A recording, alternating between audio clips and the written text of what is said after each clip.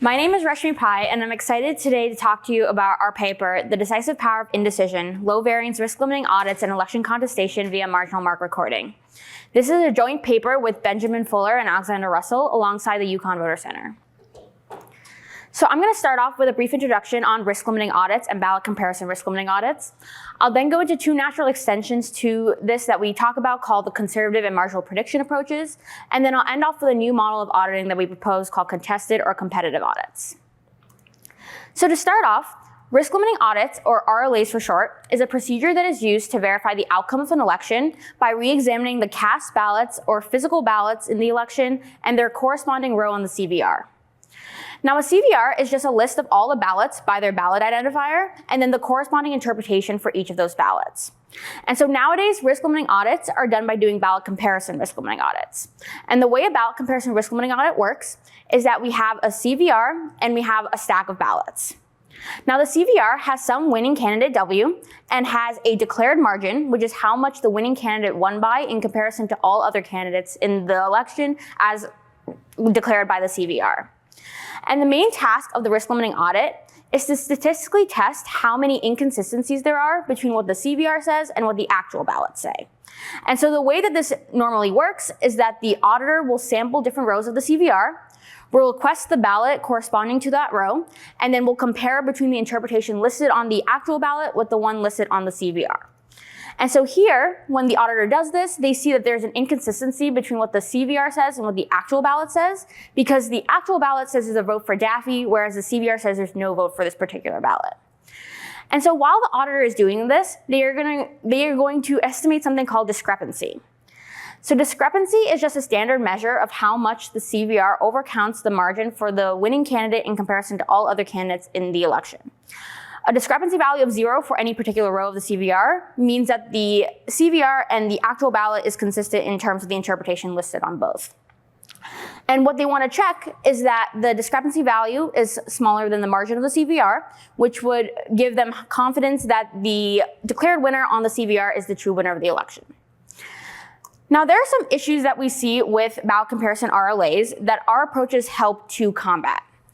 One of the issues that we see is that as more discrepancies arise between the CVR and the actual ballots, there's a lower in public confidence because the public isn't sure if the audit was done correctly or if the election was done correctly, given that there are so many issues and inconsistencies.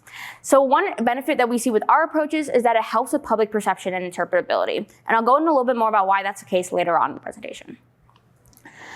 Another issue that we see is that a large number of ballots need to be sampled. And this is especially true for smaller margins because the number of ballots that need to be sampled scales inversely with margin. So another benefit that we see is that there's a reduction in sample size during the RLA, which improves efficiency overall. Now, in terms of this new model of auditing that we propose called competitive audits, some of the benefits that we have is that it provides an efficient contestation mechanism with the RLA system, and it puts a majority of the work to contest the audit on that party or on the group that is contesting the audit rather than the state. So now we can talk about what the conservative and marginal prediction approaches and CVR looks like and how they differ from a baseline CVR. So like I mentioned before, a baseline CVR is just a list of all the ballots by their ballot identifier and the corresponding interpretation for each of those ballots. Now, the conservative and marginal prediction approaches and CVRs redefine the baseline CVR semantics to allow for explicit indication of marginal marks. And so what a marginal mark is any type of mark that's on the ballot that causes the voter intent of that ballot to become unclear or ambiguous in nature. So they can really range from being partially filled voting targets, atypical ink or marker, or any types of marks that are in, near, or around voting targets. And so these two approaches help to show that on the CVR by allowing the CVR to show multiple interpretations for ballots that have marginal marks. So in the conservative case, the way that looks is that here we're declaring a set of interpretations for marginally marked ballots. So then rather than having at most one interpretation per ballot, we now have a set of interpretations. So if we look at this specific ballot with the identifier number 5, what we're saying is that this is a potential vote for Daffy or a no vote. And here a no vote reflects either no mark made on the ballot or an overvote case where a mark is made for both candidates on the ballot.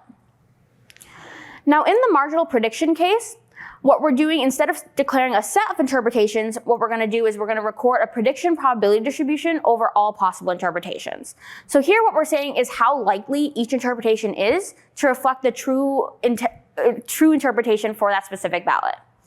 So again, if we look at the ballot with identifier number 5, what we are saying is that there's a 0% likelihood that it's a vote for bugs, a 75% likelihood it's a vote for Daffy, and a 25% likelihood it's a no vote.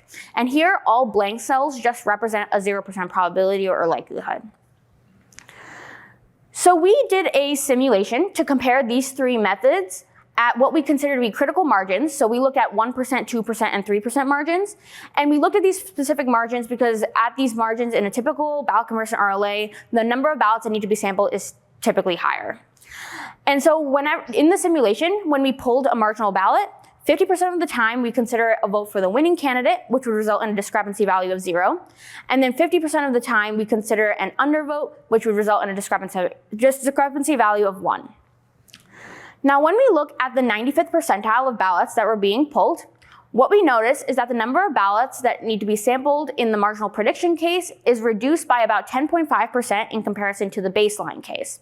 And this is a significant result, especially when we're looking at these small margins where the number of ballots that need to be sampled is typically higher. Now we can talk about the competitive audits modeling framework that we propose in the paper. So the main idea of the competitive audit is that it addresses the instances where election outcomes are challenged by some third party or some third alternative group. And so we call these alternative groups advocates, and they are able to submit their own competing CVR. Now, this competing CVR can do one of 2 things. It can either claim that an alternative candidate won the election, or it can claim that some candidate definitely lost the election so that no other advocate can claim that they won the election on their specific CVR.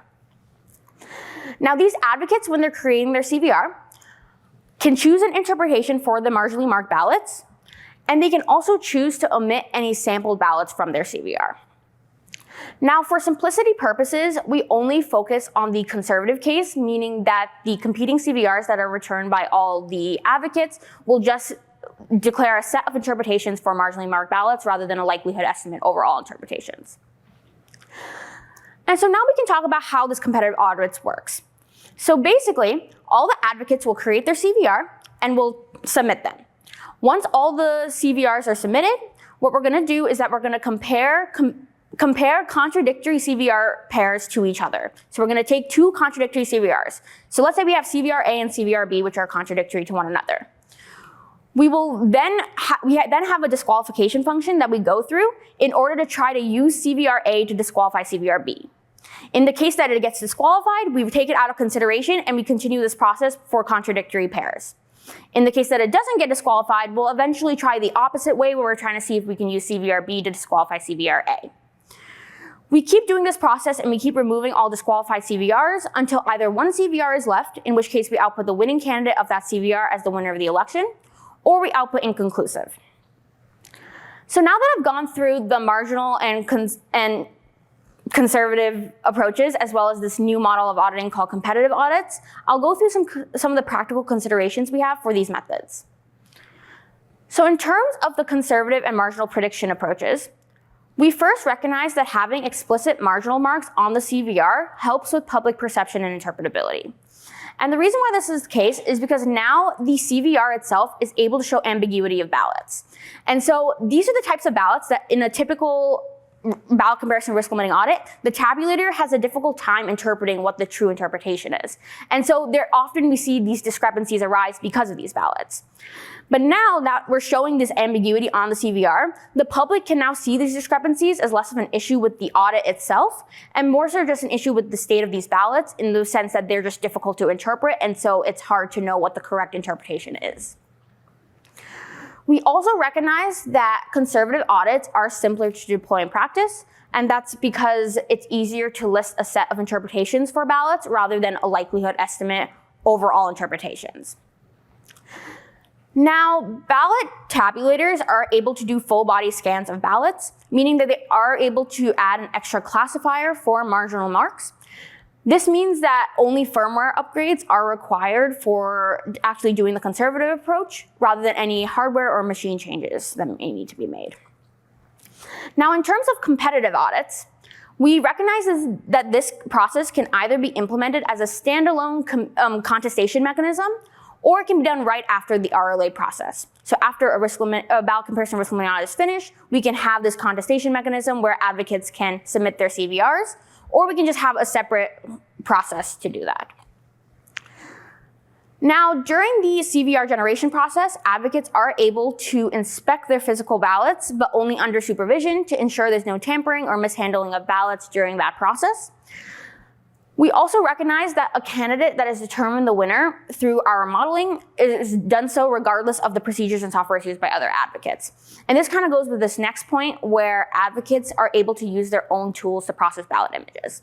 So during the CVR generation process, an advocate can use whichever tools and softwares they want to create their CVR, but then through our modeling and through our disqualification process, whichever candidate comes out as the winning candidate will do so regardless of the procedures and softwares that were used. Thank you for listening, and I'm happy to take any questions.